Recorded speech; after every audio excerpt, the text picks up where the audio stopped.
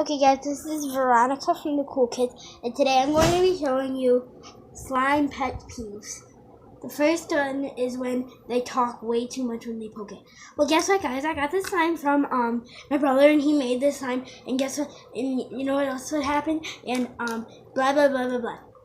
That is the first pet peeve, and it is very annoying when they do it. The next pet peeve is when they won't stretch the slime.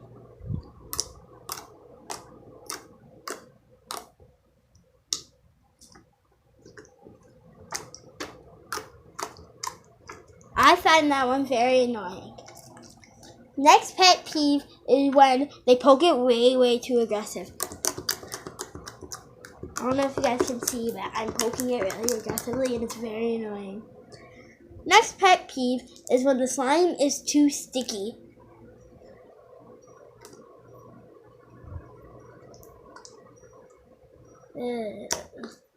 That's why I hate my brother's slime. When you go too slow, it's really sticky.